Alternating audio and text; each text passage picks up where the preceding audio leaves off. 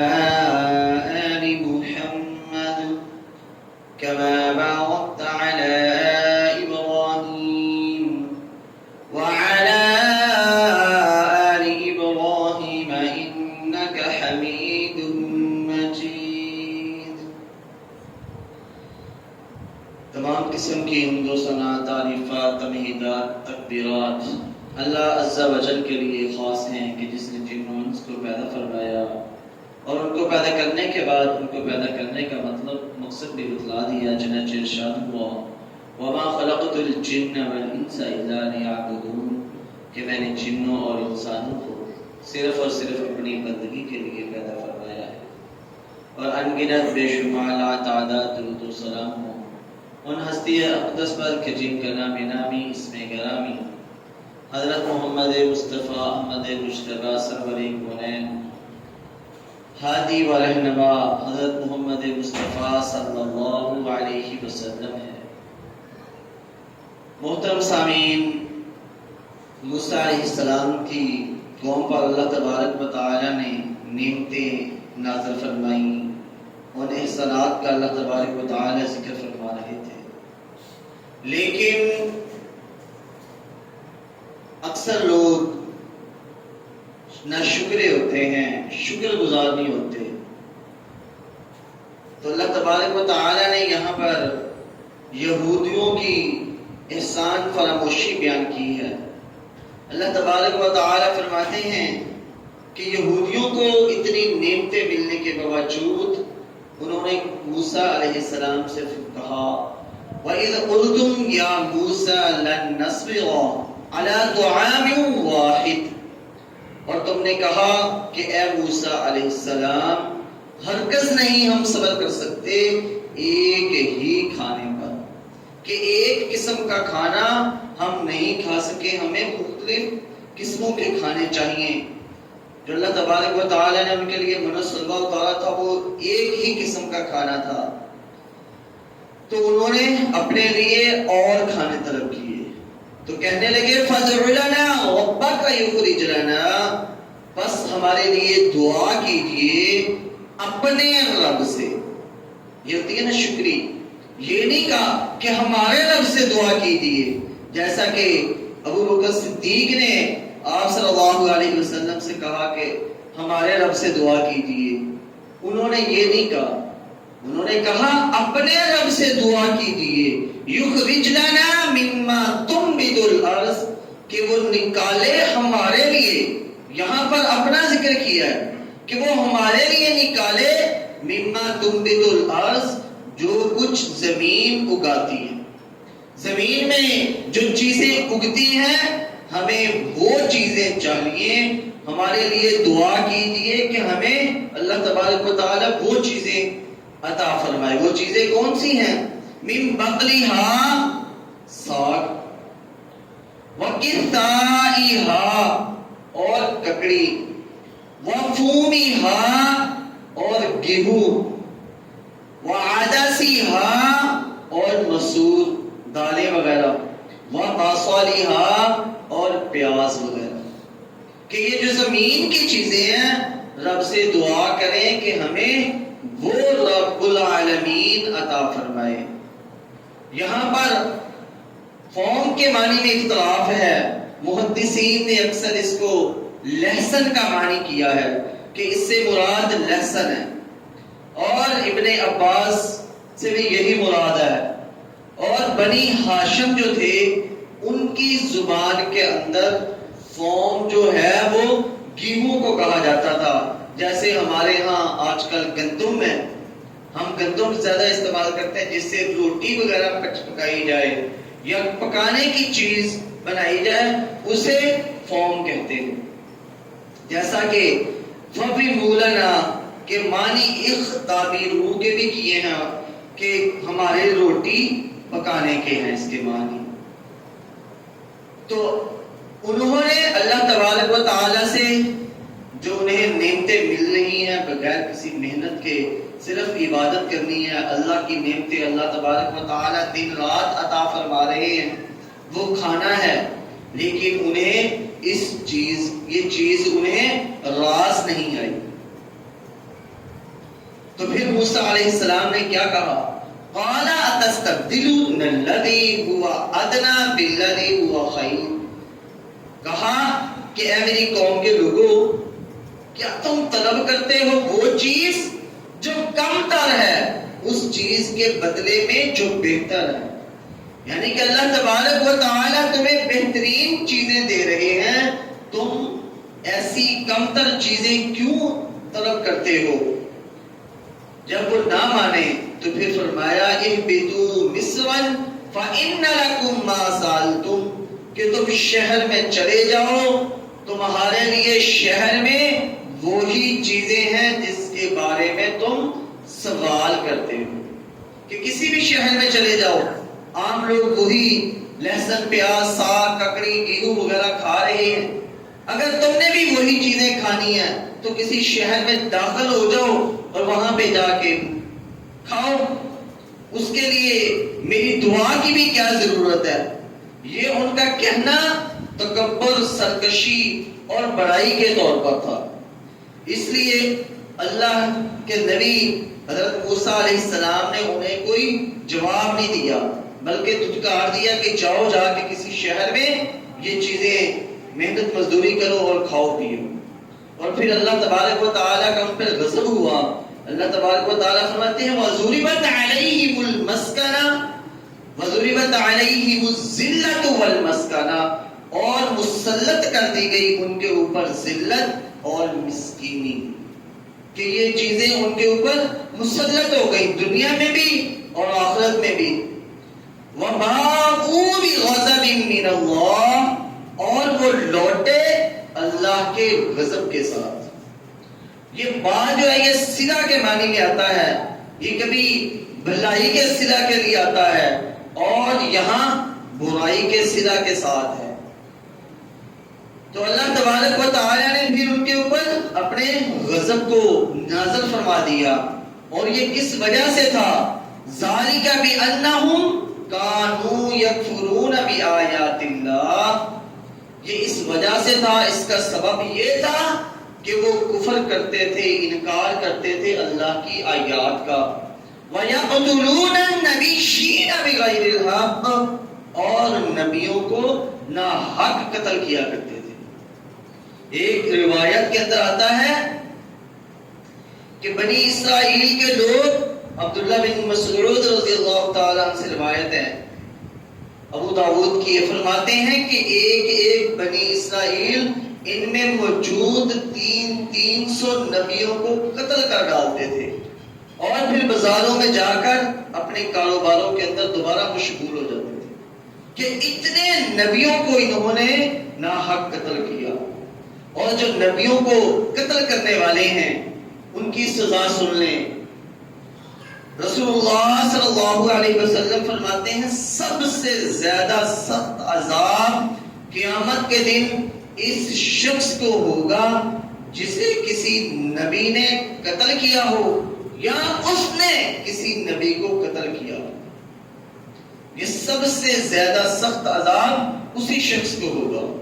اور گمراہی کا وہ امام جو تصویریں بنانے والا یعنی مصور ہوگا، تصویریں گڑ گڑ کے بنانے والا ہے، اسے بھی سخت ترین عذاب دیا جائے گا۔ اور یہ یہود و نصارہ کو نبیوں کی ناحق قتل کی وجہ سے پھر اللہ تبارک و تعالی نے بتلا دیا ذالک بما عصوا وکانوا یعتدون، یہ ان کی نافرمانیوں اور زیادتیوں کا نتیجہ ہے کہ اللہ تبارک و تعالی نے ان کے اوپر ذلت اور مسکینی کو ڈال دیا۔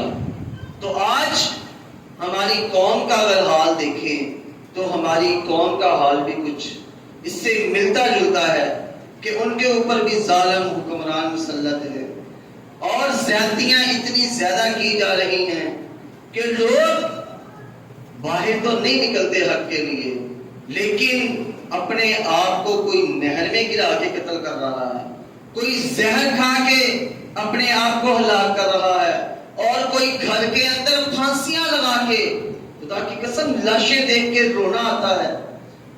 ایک شخص اپنے بچوں کو تمام کو مار کے خود پھانسی کے اوپر لٹک گیا۔ یہ ان کے قاتل کون ہیں؟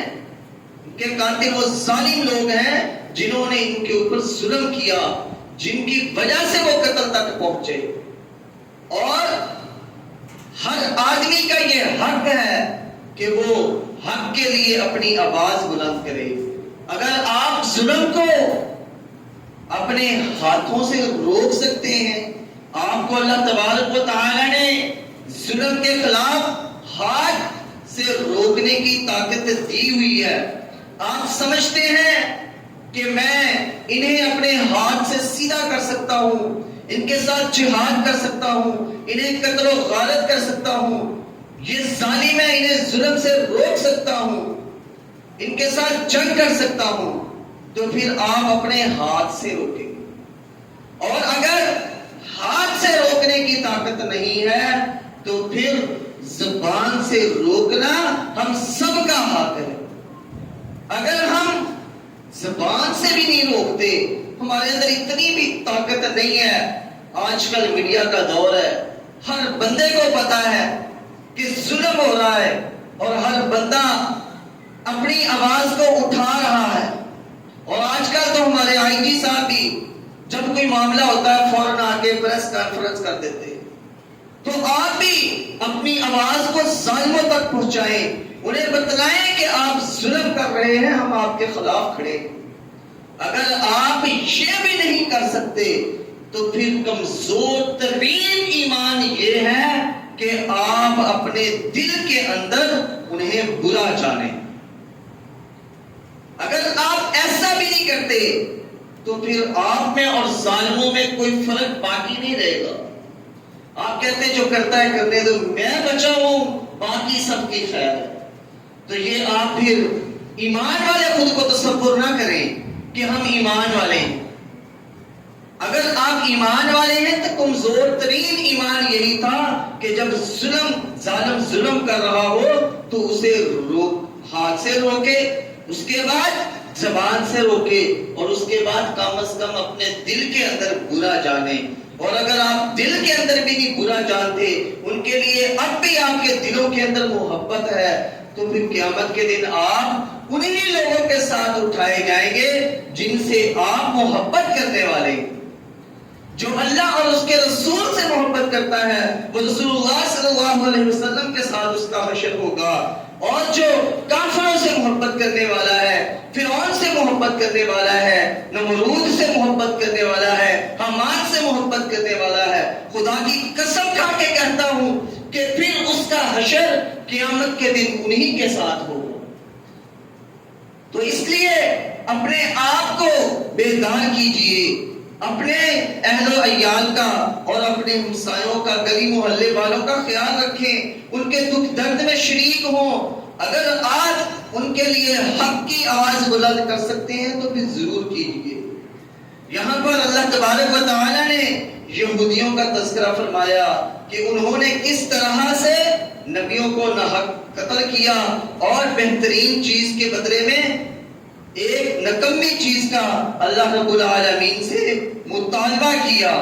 اس کے بعد اللہ تبارک و تعالی فرماتے ہیں ان الذین آمنوا، بے شک وہ لوگ جو ایمان لائے، والذین ہادوا، اور وہ لوگ جو یہودی ہوئے کہ یہودی ہیں، والنصارى، اور وہ لوگ جو عیسائی ہیں، والصابئین، اور وہ لوگ جو بے دین ہیں، صابی ہیں، من آمن باللہ والیوم الآخر، جو بھی ایمان لایا اللہ کے ساتھ، والیوم الآخر، اور آخرت کے دن کے ساتھ، وعمل صالحا، اور اس نے نیک عمل کیے، فلہم اجرہم عند ربہم، ان کے لیے اجر ہے ان کے رب کے ہاں، ولا خوف علیہم ولا هم يحزنون، نہیں ہے خوف ان پر اور نہ وہ غمگین ہوں گے۔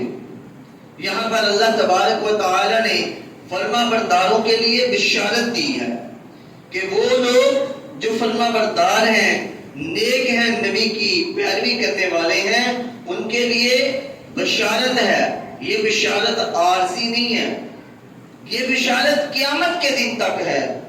حضرت سلیمان فارسی رضی اللہ عنہ فرماتے ہیں کہ میں حضور صلی اللہ علیہ وسلم کی خدمت میں حاضر ہونے سے پہلے جن ایمان والوں سے ملا تھا، ان کی عبادت اور ان کے روزہ رکھنے، نماز پڑھنے کا ذکر وغیرہ کیا تو یہ آیت نازل ہوئی۔ حضرت سلیمان فارسی نے ان کا ذکر کرتے ہوئے کہا کہ یا رسول اللہ وہ نمازی تھے، روزہ دار تھے، ایماندار تھے، اور اس بات کے عقائد ان کے اندر موجود تھے، معتقد تھے کہ آپ صلی اللہ علیہ وسلم مبعوث ہونے والے ہیں۔ آپ نے فرمایا کہ وہ جہنمی ہیں۔ اس بات کا حضرت سلیمان کو رنج ہوا تو وہیں پر یہ آیت اللہ تبارک و تعالی نے نازل فرمائی، اور یہودیوں میں سے ایماندار آپ صلی اللہ علیہ وسلم کے آنے سے پہلے ایماندار وہ تھا یہودیوں میں سے جس نے عیسیٰ علیہ السلام کے آنے کے بعد عیسیٰ علیہ السلام کی پیروی کی۔ اگر وہ عیسیٰ علیہ السلام کے آنے کے بعد ان کی نبوت کا علم ہو جانے کے بعد بھی اپنے ہی نبی عزیر علیہ السلام کی پیروی کرتے رہتے ہیں، یا موسیٰ علیہ السلام کی، عیسیٰ اور تمام نبی جو پہلے گزرے ان کی پیروی کرتے ہیں کسی نبی کی بھی، تو وہ پھر ان کی عبادت قابل قبول نہیں۔ اور عیسائی تب تک حق پر ہیں جب تک کہ آپ صلی اللہ علیہ وسلم کو اللہ تبارک و تعالی نے نبوت سے نہیں نوازا۔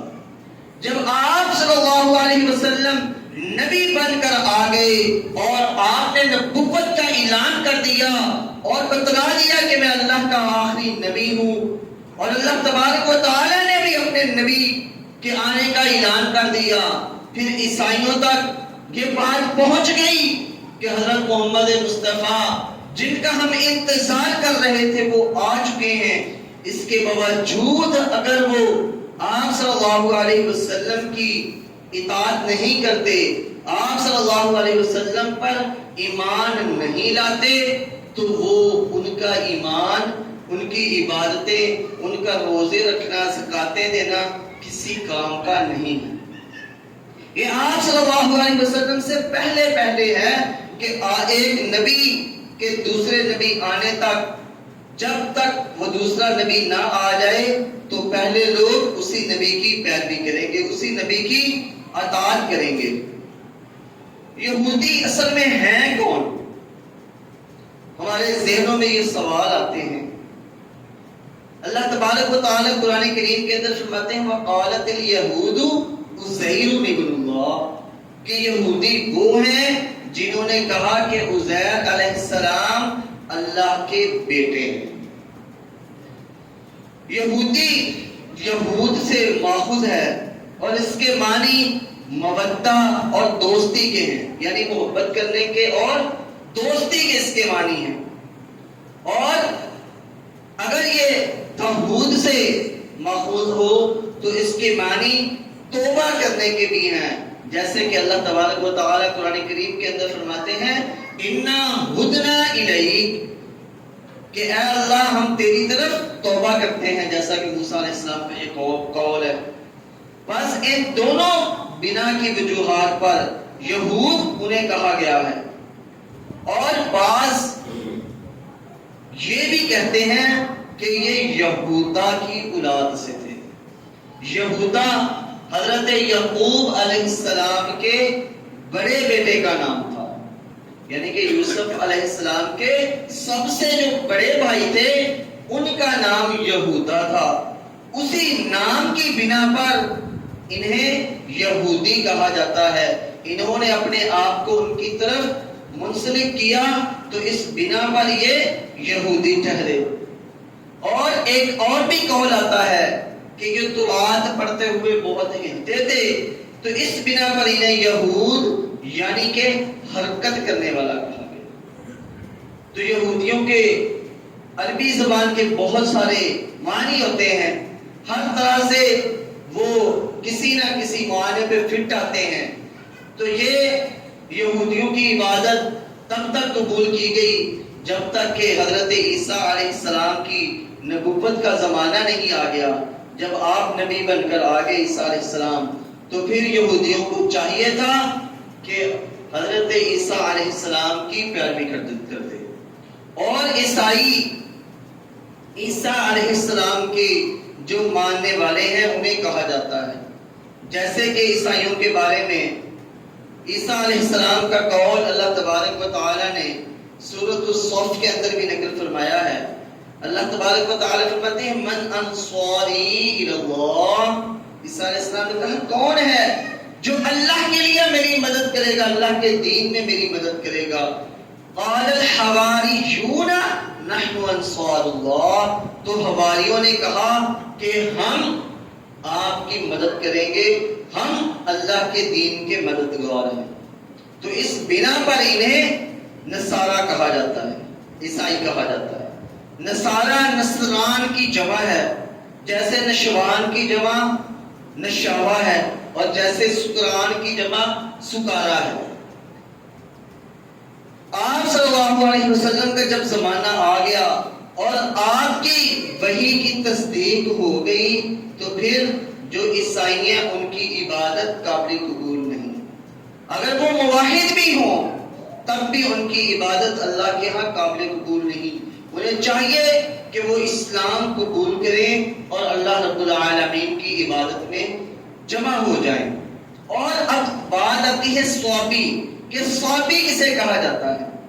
صابی عام طور پر جو ہم صابی کا مطلب لیتے ہیں وہ بے دین کو کہتے ہیں، کہ صابی وہ ہیں جو بے دین ہوں، جن کا کوئی مذہب نہ ہو۔